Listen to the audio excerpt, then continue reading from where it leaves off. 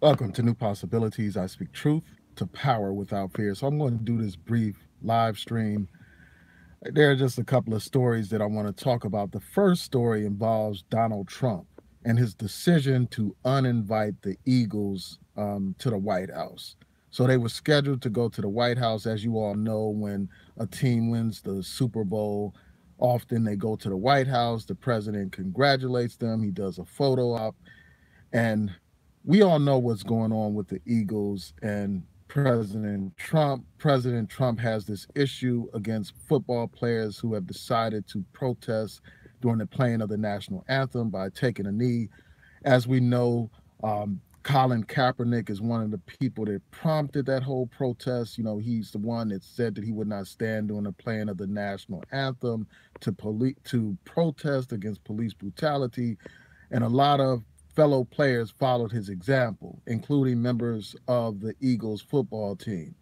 So Donald Trump has hostility towards these people. He's the one that went on to call protesters SOBs and talked about how owners should fire those protesters.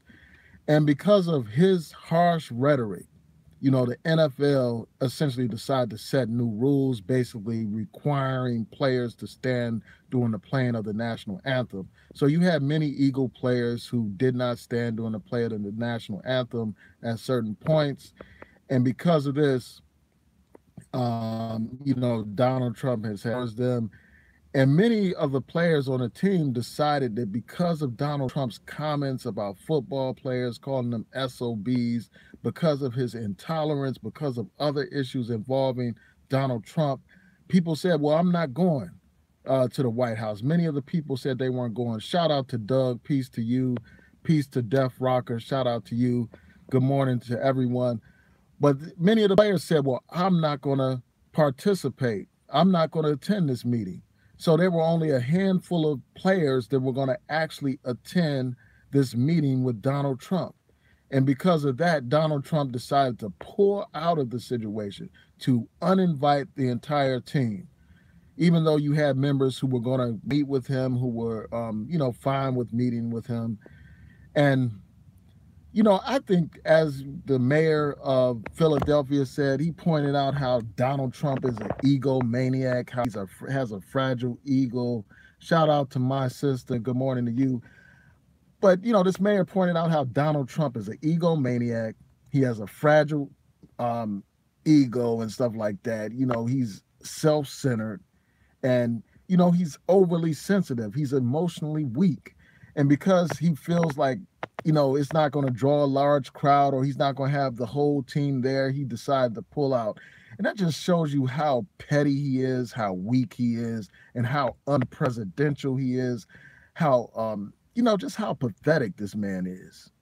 I mean, this man has no dignity, no class. He is not presidential at all. He is a disgrace and he's a national embarrassment. And, I commend those players, for standing up against police brutality, those people who took the knee. I salute them. They are soldiers. They are courageous in my mind.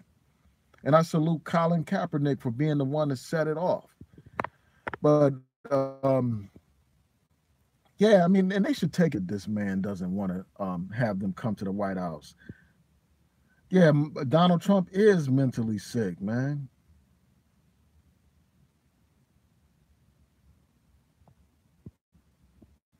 Shout out to Nikki Justice. Shout out to you. Yeah, peace and blessings to you. But yeah, Donald Trump is a disgrace, man. And they should really be glad that they're not invited to that White House, man. Because like one of the players was saying, like if somebody says, well, I'm not going to go to the White House, or, you could compare that to a situation where someone says, well, I don't want to go to this guy's party, as this football player was saying. This guy is a racist, this guy is a bigot, this guy is, misogynistic. You would say, well, that's a good thing that you decided not to go to that party. And I think the same should be true for these players who decided not to go to the White House. They should be commended for doing so. And the fact that you got this man whining and crying about this, basically throwing a public tantrum, just shows you how ridiculous he is, how unprecedented he is, how unworthy he is for the White House. Now, the other issue that I want to talk to before I head to work is this issue about the Supreme Court. They issued a decision dealing um, with this issue where you had this baker who designs wedding cakes and other types of baked goods and stuff. He does like these artistic designs for cakes and stuff, for wedding cakes and all that kind of stuff. And basically, he ended up going to court because, he refused to do a cake for a gay couple, for gay marriage. Shout out to, let's see, who's that? Just bear with me a second.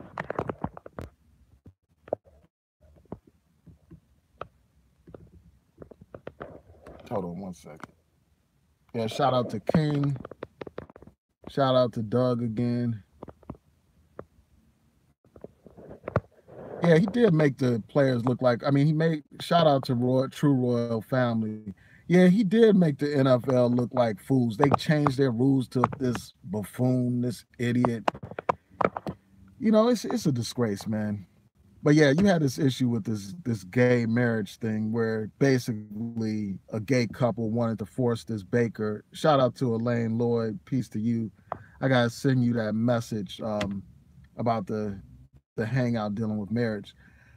But yeah, I mean, you had this baker who doesn't want to make cakes for gay people and stuff like that. For not gay people, but for gay marriages. He talked about how he doesn't have any problem selling products to homosexual couples or anything like that. His only issue was being forced to convey a particular message, and that message being in support of gay marriage.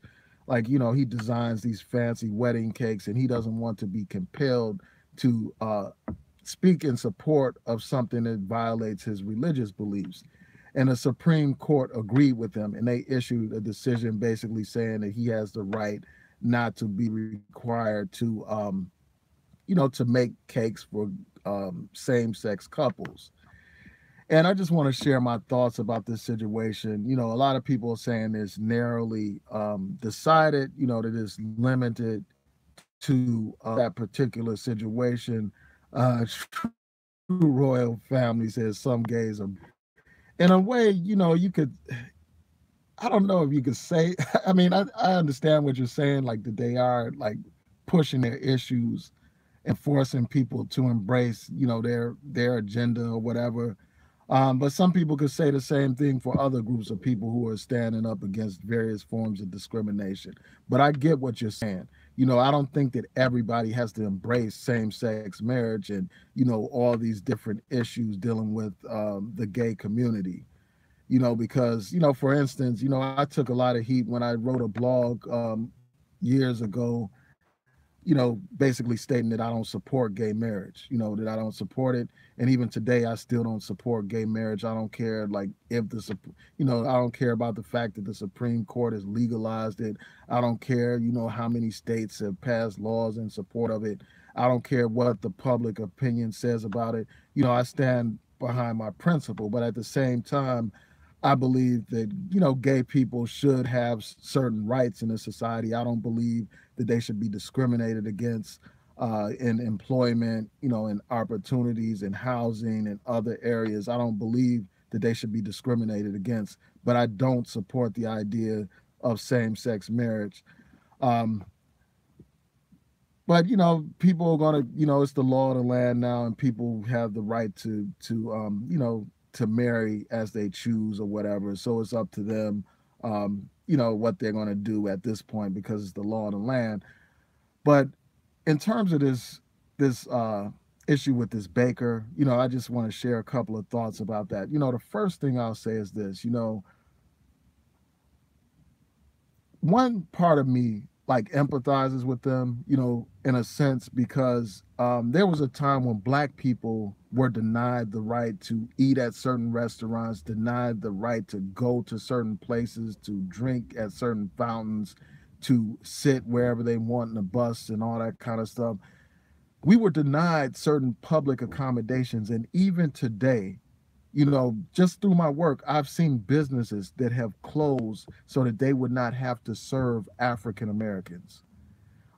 So, in light of that history and that present situation where you have businesses that treat Black people like second class citizens, in a lot of ways, I can identify with people saying that they should be able to go to any store and get a cake, or, be able to receive goods and services from any place.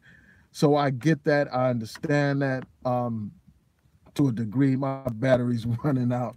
So I'm gonna have to wrap this up, and I gotta get to work. But so I understand it on that level. So to the extent that this decision is narrow, that's a good thing that it's narrow, that it doesn't basically give businesses the right to not serve gay people, period. It's more limited to this whole issue of conveying a message. Forcing this guy to convey a message that he supports gay marriage when he doesn't. I mean, it's like forcing an artist, for instance, who has certain religious beliefs to draw a picture of a gay couple, or, some gay people engaging in some sex act or something like that. And I think that people should have the right to control what kind of messages they convey when it's just limited to that particular issue, when it's limited to a situation where somebody's being forced to convey a message. But in terms of overall goods and services, everybody should be entitled to receive goods and services regardless of their sexual orientation, regardless of their race, regardless of their religion, regardless of their skin color and all that kind of stuff. So that's where I draw the line. I just hope that this decision is truly narrow. The biggest fear that people have that are a part of the civil rights community is that somehow this will be used as like a Trojan horse to turn back the clock on progress. Because if people can deny goods and services to homosexuals based on their sexuality, then eventually they can go back to denying people goods and services based on their race. Because remember, people use religion to justify segregation.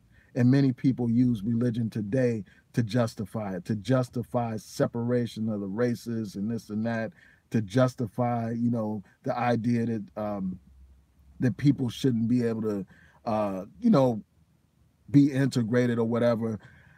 So, those are my thoughts about this real quick. I may do a follow-up hangout when I get a chance to just go into depth in this, because I only have a few minutes to wrap this up. But with that, I'm going to say peace and blessings to each and every one of you. Thanks for tuning in. Again, shout out to Doug, shout out to True Royal Family, shout out to Def Rocker, shout out to Elaine Lloyd, shout out to everybody that tuned in. So with that, I'm going to say peace to y'all. Peace.